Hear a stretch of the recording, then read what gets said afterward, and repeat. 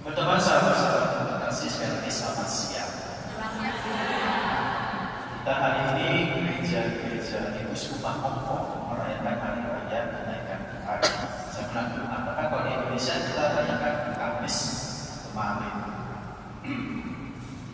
Pertanyaannya, kenapa dipindahkan ke hari Minggu di Hongkong? Ini tidak hanya Hongkong, di beberapa tempat, mungkin di beberapa negara. Seperti di Taiwan, kalau saya di Taiwan atau di Mainland China atau di China, itu perayaan hari raya kenaikan Tuhan dipindahkan ke hari Minggu. Kenapa? Kenapa tidak hari Kamis yang sebenarnya jatuhnya pada hari Kamis kemarin? Nah, teman-teman terkasih, ini kebijaksanaan diambil di beberapa uskupan. Maksudnya adalah karena ini adalah hari raya yang besar. Kalau dirayakan pada hari biasa, di mana di negara itu bukan hari libur, maka umat yang datang pasti sedikit, ya kan? Tetapi kalau dirayakan pada hari Minggu, umat bisa merayakan dan banyak umat yang datang ke gereja.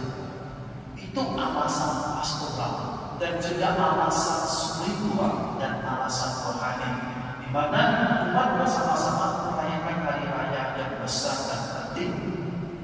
Kalau yang tidak penting sih tidak apa, tapi ini adalah salah satu perayaan yang besar dan penting. So, sekarang pengertian kenapa dirayakan di dipindahkan ke hari. Oke, saya tidak akan panjang-panjang. Perayaan hari raya Yesus naik ke surga, berangkat ke surga, ada 3 pesan yang disampaikan. Pertama dalam bacaan Injil hari ini ada 3 pesan. Pesan yang pertama itu adalah tentang blessing, cukup atau pemberkatan. Yesus memberkati. Kita dalam bacaan Injil tadi mendengar seperti ini. Lalu Yesus membawa murid-muridnya keluar kota. Sampai dekat Betania, di situ Ia mengangkat tangannya dan memberkati mereka. Jadi Yesus memberkati para murid. Dia sebenarnya memberkati kita semua. Kenapa Yesus memberkati para murid? Teman-teman yang terkasih, pemberkatan ini, ketika Yesus memberkati para murid, itu mau menyatakan bahwa Yesus tidak pernah meninggalkan para muridnya. Maka Yesus mengatakan, aku menyertai engkau sampai akhir zaman. Yesus tidak pernah meninggalkan gerejanya, tidak pernah. Bahkan Yesus mengatakan bahwa setelah aku berangkat ke surga, maka Roh penolong akan datang kepadamu, yaitu Roh Kudus. Itu yang pertama. Yes, blessing. Yang kedua itu adalah peace. Yesus mengatakan, kamu adalah saksi-saksiku, saksi-saksi atas segala peristiwa yang telah kalian lihat, yang telah kalian alami. Yesus mengajar mereka, Yesus menderita, Yesus wafat di kayu salib, Yesus bangkit, Yesus berangkat ke surga. Maka kamu adalah saksi-saksi. Nah, teman-teman terkasih, di awal pesan yang pertama itu adalah memberkati. Pesan yang kedua itu adalah misi. Yesus memberkati para muridnya untuk menjalankan misi gereja. Yesus mengatakan, aku tidak pernah meninggalkan engkau, dan kita harus menjalankan misi. Jadi lihat, berkat dan misi ternyata ada hubungannya. Yesus tidak pernah meninggalkan kita. Nah, kita adalah saksi-saksi Yesus. Pertanyaannya adalah, bagaimana kita bisa menjadi saksi Yesus? Itu pertanyaannya. Saya mau sharing saya itu sangat sederhana. Waktu saya di Mainland China, di China sana, saya kan tidak bisa ngomong terbuka bahwa saya adalah orang, tidak kalau misalnya saya ngobrol dengan orang-orang di sekitar itu, mereka tidak tahu bahwa saya itu adalah orang. Tidak benar.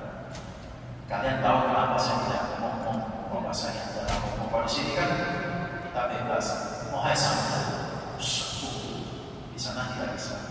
Nah, saya kadang dalam waktu saya mengunjungi taman atau saya turun ke bawah apartemen yang kami punya taman park di sana.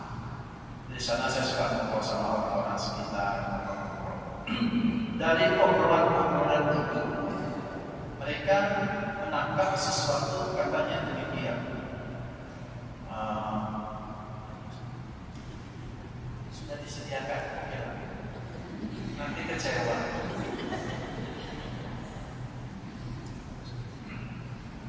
Kami sudah ngobrol. Dalam ngobrol itu mereka bilang, kok saya lihat Anda itu berbeda. Anda berbeda. Mereka bicara sama saya, Anda berbeda. So, saya tanya apa bedanya saya sama kamu sama? Kita sama-sama manusia kok. Enggak, mereka bilang, Anda berbeda dengan orang-orang lain. Terus saya tanya, di mana bedanya?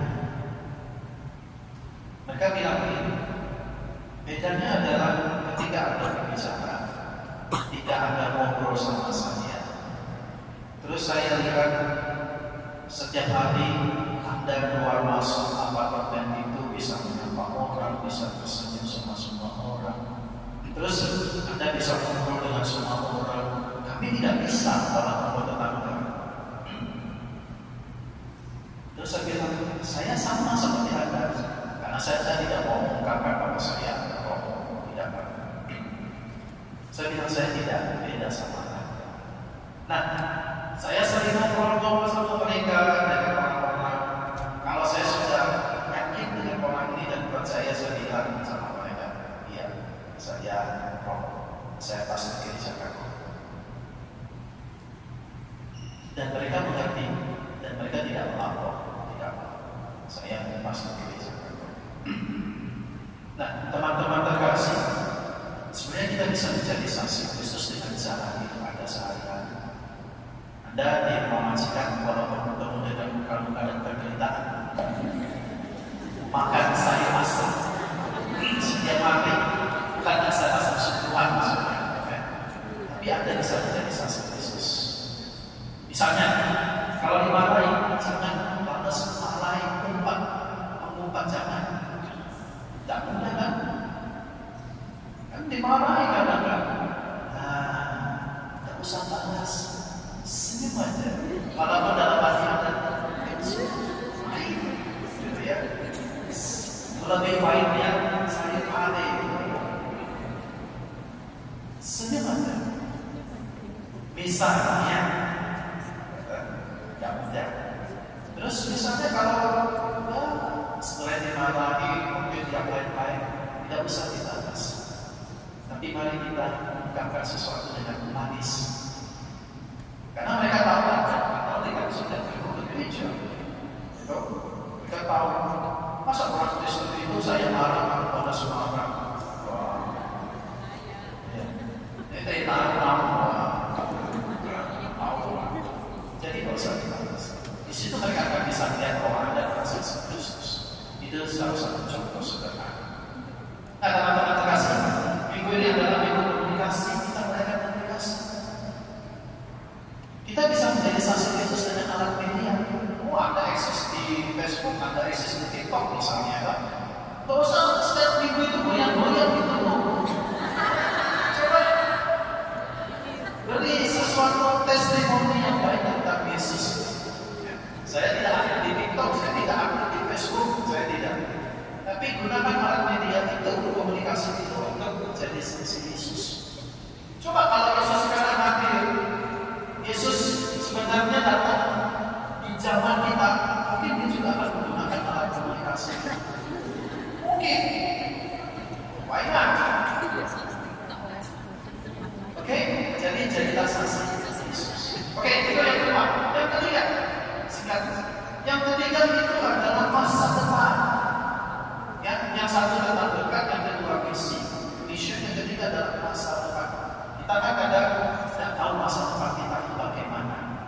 Kita Anda pasti ingin tahu masa depan Anda, karena keinginan tahu itu ya, Anda ingin tahu di satu pihak Anda juga khawatir tentang masa depan karena belum terjadi. Nah, karena ingin tahunya itu, kadang itu Anda mungkin yang di sini datang ke jembatan itu di bawah flyover itu ya, one way parking. Itu kan ada orang tong. Nah, orang sini mungkin ada yang pergi ke sana mungkin. Karena ini tahu masa depan bagaimana. Pengen tahu tahun depan gaji naik atau enggak gitu kan. Padahal sudah aturannya gaji naik atau tidak. So, jadi kadang kita pengen tahu tapi sudah tahu. Nah, bacaan hari ini mau menyatakan tidak usah takut. Masa depan itu ada di dalam kerajaan surga. Yesus naik ke surga, benar kan? Yesus naik ke surga dan Dia menyiapkan tempat di surga. Injil Yohanes 14 ayat 1 sampai 4. Yesus mengatakan, jangan khawatir, di rumah Bapa banyak rumah, banyak ruangan. Aku pergi untuk menyiapkan ruangan itu bagimu, dan aku akan kembali lagi. Yesus naik ke surga, akan turun lagi ke surga. Naik ke surga, akan turun lagi ke bumi. Akhir zaman. Dan Dia sudah menyiapkan tempat di surga. So, teman-teman terkasih, kita punya masa depan yang cerah, tidak seperti yang bayangkan, tidak usah takut. Yang penting apa? Dimaklumkan Tuhan, jalankan misi sebagai anak-anak Tuhan. Yang ketiga, Anda punya rumah di surga.